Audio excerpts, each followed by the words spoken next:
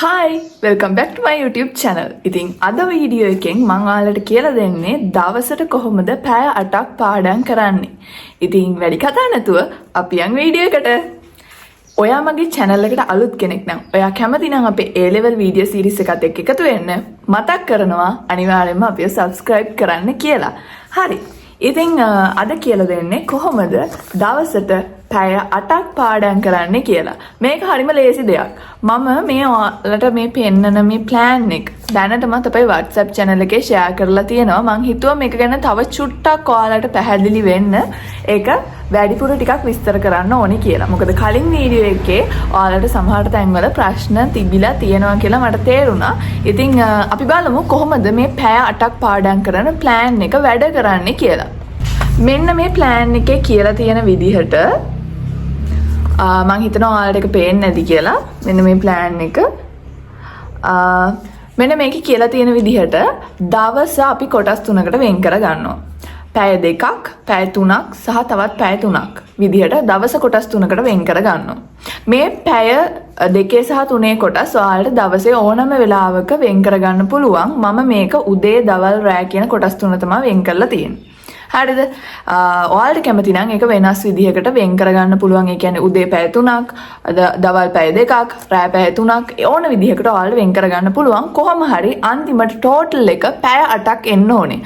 අනේ විදිහට තමයි මෙන්න මේක හදලා තියෙන්නේ.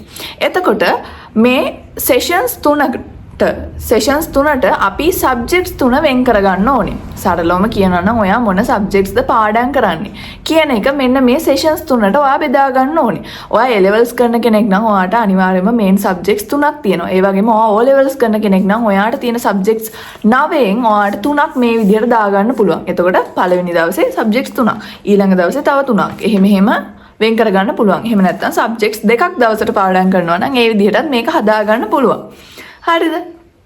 එතකොට ඔයාලට පේනවා ඇති මම මෙතන subjects 3ක් කියලා දාලා ඒ වගේම එතකොට පළවෙනි පැය 2ේදී උදේවරුව විදිහට, දෙවෙනි පැය 3ේදී දවල්, ඊට පස්සේ තුන්වෙනි පැය 3 රැට. ඔන්න ඔය විදිහට තමයි දවස වෙන් කරගෙන තියෙන්නේ. ඒ විදිහට තමයි පැය 8 බෙදිලා යන්නේ. ඊට පස්සේ මම ආයෙත් ඔයාලට චුට්ටක් කියලා දෙන්නම් කොහොමද එක දවසක් ඇතුලේ අපි මේ වැඩ ටික කරගන්නේ කියලා. ඔයා හිතන්න මම මේ ටයිම් ටේබල් එකේ දාලා තියෙන විදිහට මේ තියෙන වාගේ ටයිම් ටේබල් එක කියලා හිතන්නකෝ. එතකොට උදේ වරුව පැය 2. පළවෙනි පැය 2. ඔයා පාඩම් කරන්න ගන්නවා. ඒ පැය 2 ඔයා පැයේ කොටස් දෙකකට වෙන් කර ගන්නවා. එතකොට පළවෙනි පැය මොනවද කරන්නේ, දෙවෙනි පැය මොනවද කරන්නේ කියලා ඒ අදාළ සබ්ජෙක්ට් එකට අනුව ඔයා තීරණය කරන්න ඕන අද දවසේ මම මොනවද කරන්නේ කියලා. ඒ විදිහට පාඩම් කරගෙන යන්න පුළුවන්. ඊට පස්සේ ටිකක් ලොකු බ්‍රේක් එකක් ඔයා ගන්න ඕනේ.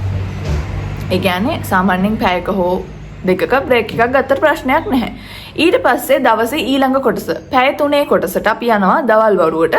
ඒ ගියාමත් ඔයාට පුළුවන් ඒකත් එක පාට gediya පිටින් අපි පැය 3ක් පාඩම් කරන්නේ නැහනේ. ඕක පැයේ කොටස් 3කට වෙන් කරගන්නවා. ඒ විදිහට පාඩම් කරගෙන යනවා. ඊට පස්සේ ආයෙත් බ්‍රේක් එකක්. ඊට පස්සේ ආයෙත් රැට. ඔන්න ඔය විදිහට පාඩම් වැඩ ටික කරගෙන යන්න තමයි තියෙන්නේ. ඉතින් මං හිතනවා මේ පැය 8ක් පාඩම් කරන මෙන්න මේ plan එක ඔයාලට පැහැදිලිවට තේරෙන්නේ නැති කියලා. තවත් මොන හරි ප්‍රශ්න තියෙනවා නම් comment section එකේ දාගෙන යන්න. මම මෙතන කියලා දුන්නේ කොහොමද දවසේ කාලය අපි පාඩම් කරන්න වෙන් කරගන්නේ. ඇත්තටම අපිට පැය 8ක් 10ක් වැඩ කරන්න පුළුවන්.